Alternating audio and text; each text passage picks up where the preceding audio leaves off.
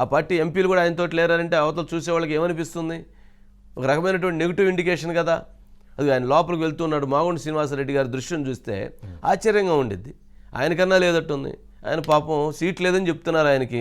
ఆయన ఏదో నేను అజాత శత్రువుని, నా అంత మంచోళ్ళు లేడు, నా అంత గొప్పోళ్ళు లేడు అని చెప్పని ఆయన ఏదో పోయి ఎదురుపోయి నమస్కారం పెట్టే ప్రయత్నం చేశాడు. ఎదురొచ్చల్లా ఇంకా నయం పరిగెత్తలేదు, ఎట్నో పడేవాడు పాపం. పరిగెత్తకుండా వచ్చి గబగబ వచ్చి నమస్కారం పెట్టాడు. ఆయన పట్టించుకోకుండా ఆయన బయటకు ఆయన వెళ్ళిపోయాడు. నీ నమస్కారం వద్దు, నువ్వు వద్దురా బాబు నాయన, నీ పని నువ్వు చూసుకుని ఆ పని నేను చూసుకుంటాను. అదిగో కనీసం షేక్ హ్యాండ్ ఇచ్చే ప్రయత్నం కూడా చేశాడు. ఆయన ఏమీ రెస్పాండ్ కూడా కాలేదు. అదిగో చూడండి, అది ఇంకా ముందుకు వెళ్తే చూస్తే బాగుంటుంది. ఆయనకి ఏం చేయాలి అర్థం కాల. ఆయనకి ఏం చేయాలి అర్థం కాల. అక్కడ నుంచి అందరూ వెళ్ళిపోయారు కదా, అడిగి వెనక ఆగిపోయాడు. ఆ వీడియో కరెక్ట్గా వేయలేదట్టుంది. బ్యాక్ వాళ్ళు పైకి వెళ్ళిందాక ఈయన బిక్కముఖం వేసుకొని నుంచొని చూస్తూ ఉన్నాడు. ఎందుకు అంత అవసరం ఏంటి అంటే, మరీ అంత దిగజారిపోయినటువంటి కుటుంబం అయితే మాగుంట కుటుంబం కాదు. మాగుంట సుబ్బరామరెడ్డి గారికి ఒక చరిత్ర ఉంది, లెగసీ ఉంది. ఎంత మాత్రం మాగుంట సుబ్బరామరెడ్డి గారు ఫైట్ చేస్తే ఫైటింగ్ లాగా ఉండేది. ఎట్లా మరీ డబాల ఉండేది కాదు. మరి అంత డబాల వారం ఎందుకు? నేను ఎందుకు అంటున్నానంటే, ఆయన స్థాయికి ఆయనకి సీట్ లేదు, నువ్వు గెట్అవుట్ అన్నప్పుడు కూడా, ఆయన కనీసం అపాయింట్మెంట్ ఇవ్వనప్పుడు కూడా ఆయన కొంచెం ఉన్నతగా వ్యవహరించాలి.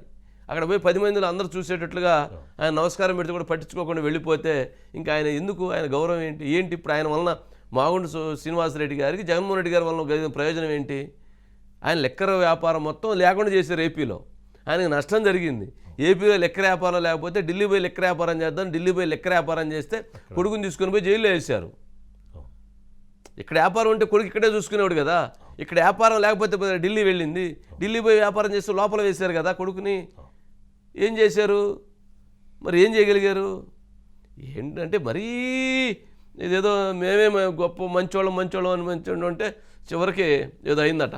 దాని గురించి ఎందుకులే. మరి విలువని తగ్గించుకోకూడదు, గౌరవాన్ని తగ్గించుకోకూడదు, మర్యాదను తగ్గించుకోకూడదు, అంత మర్యాద లేకుండా వ్యవహరించకూడదు. మర్యాద ఉన్న దగ్గరికి వెళ్ళాలి. నీకు అపాయింట్మెంట్ ఇవ్వకపోతే మీరు ఎదురుపోయి దండాలు పెడితే ఇంకెందుకు పట్టించుకుంటారండి? ఆయన చంద్రబాబు నాయుడు గారు కదా పట్టించుకోవడానికి, జగన్మోహన్ రెడ్డి గారు ఆయన స్టైలే వేరు. అది అర్థం చేసుకోకపోతే ఎట్లా? సరే, ఏదో ఆయన తిప్పలు ఆయన పడతారులేండి, అది వేరే విషయం. సరే, ఎంపీలు కొంత ఇది అయ్యారు.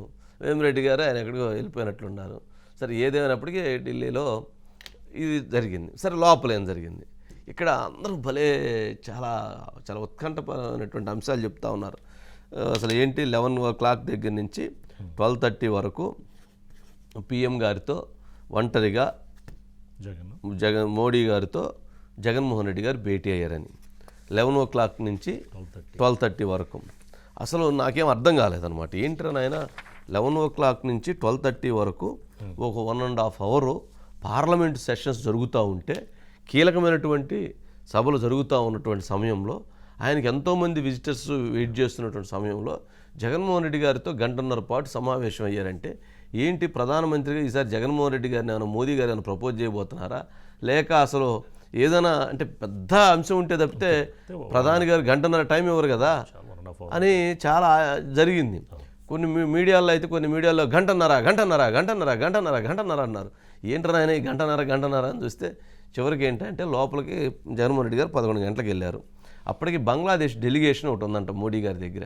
ఆ డెలిగేషన్, బంగ్లాదేశ్ డెలిగేషన్ కంప్లీట్ అయ్యేటప్పటికి అది 11:25, 11:35 అయిందట. ఆ తర్వాత నితీష్ కుమార్ గారు ఉన్నారట.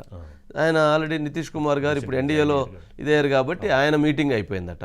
అది అయిపోయి 12:02, 12:03 అప్రాక్స్ 11:57 అట్లా ఒక 5 minutes అటు ఇటు అనుకుంటే 12 గంటల ప్రాంతంలో మోదీ గారు వీరున్న రూమ్లోకి వెళ్ళారు. వెళ్ళిన తర్వాత వీరితోటి ఒక 20 నిమిషాలు మాట్లాడిన తర్వాత వారు బయటకు వచ్చారు. 20 నిమిషాల పాటు ఒక వ్యక్తితో మాట్లాడాలంటే ఎన్ని అంశాలు మాట్లాడి ఉండాలి? 20 అది గంటన్నర మాట్లాడంటే ఎన్ని అంశాలు మాట్లాడాలి? ప్రపంచ రాజకీయాల గురించి మాట్లాడుకోవాలంటే 1.5 సమయం సరిపోయింది. దేశ రాజకీయాల గురించి మాట్లాడుకోవాలనుకుంటే 40 నిమిషాల సమయం, గంట సమయం సరిపోయింది. ఆంధ్రప్రదేశ్ రాష్ట్ర రాజకీయాల గురించి మాట్లాడుకోవటానికి మోదీ గారు 1.5 పాటు టైం ఇచ్చారు అనేటువంటిది ఒక దాన్ని అంటే కొన్ని మీడియాలు ఎట్లా ఉన్నాయంటే అది అట్లా ఉన్నాయి. సరే, తప్పులేదు, ఆయన కలిసి ఉంటే ఇవ్వటం తప్పులేదు.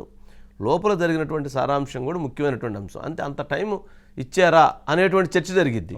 చర్చ జరిగినప్పుడు దాని మీద సుమారు గంట సేపు అంటే ఉండేది కాదు.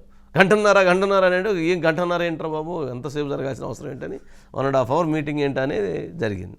సరే నితీష్ కుమార్ అయిపోయింది. అంటే మనం ఇందాక అనుకున్నట్లుగా ఆంధ్రప్రదేశ్ రాష్ట్రానికి సంబంధించినటువంటి అంశాల విషయంలో సుదీర్ఘంగా చర్చించారు జగన్మోహన్ రెడ్డి గారు మోడీ గారితో అని చెప్పని. టైం కూడా వాళ్ళు మెన్షన్ చేయాలి, వాళ్ళ దాంట్లో కూడా మెన్షన్ చేయాలి. చర్చించారు, ఎన్ని కావాలని అడిగారు అన్నారు. ఏం కావాలని అడిగారు, అసలు ఏం తెచ్చారు, ఏమి ఇచ్చారు అని అంటే అది ఎవరికీ తెలవదు. ఈ 5 సంవత్సరాల్లో కేంద్ర ప్రభుత్వం చేసింది ఏంటంటే ఒక 8 లక్షల కోట్ల రూపాయల అప్పుని జగన్మోహన్ రెడ్డి గారికి ఇవ్వగలిగింది. అది కూడా దత్తపుత్రుడు మోదీ గారికి అని చెప్పి నిర్మలా సీతారామన్ గారు కేంద్ర ఆర్థిక మంత్రిగా ఉంటాం. ఆమె ఎందుకనో ఇక్కడి నుంచి రాజ్యసభకు వెళ్ళినప్పటికీ ఆమెకు ఎందుకో జగన్మోహన్ రెడ్డి గారి మీద ఒక రకమైన అభిమానము లేదా వారి పట్ల ఒక సోదరభావం ఉండటంతో ఆమె ఎందుకనో పెద్దపీట వేసింది జగన్మోహన్ రెడ్డి గారికి. నిజంగా అలా చేయదు, చాలా స్ట్రైట్ ఫార్వర్డ్గా ఉండేటువంటి కేంద్ర మంత్రి కొంచెం ఈ విషయంలో కొంచెం ఫ్లెక్సిబుల్గా వ్యవహరించింది అనేటువంటి విషయం బాగా చర్చనీయాంశం ఉంది. సరే ఏదైనా కానీ ఇక్కడ ఇచ్చేసింది, నేను తీసుకున్నాను. లోపల జరిగినటువంటి సారాంశం ఎవరు చెప్పినా ఎవరు అవునన్నా కాదన్నా ఆంధ్రప్రదేశ్ రాష్ట్ర రాజకీయాల గురించే చర్చ జరిగింది. మహా అయితే లాస్ట్లో రిప్రజెంటేషన్ గతంలో ఇచ్చింది డేటు మార్చేసి ఒక 10 పేజీల రిప్రజెంటేషన్ ఒకటి ఉండిద్ది, అది తీసుకుపోయి అదే చేస్తారు, అది వెళ్ళిపోయింది.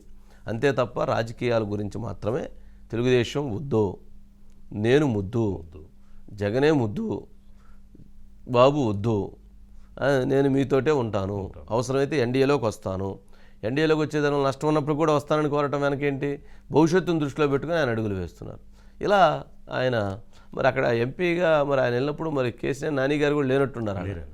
లేరు కదా, లేరు కదా, మోపిదేవి విజయసాయి రెడ్డి గారు మరి ఆయన కూడా లేనట్టుంది. మరి ఎందుకని వెళ్ళలేదు? పక్కన భరత్ ఉన్నాడు సార్. సరే అదే ఇప్పుడు చాలామంది లేరు. అవును సరే.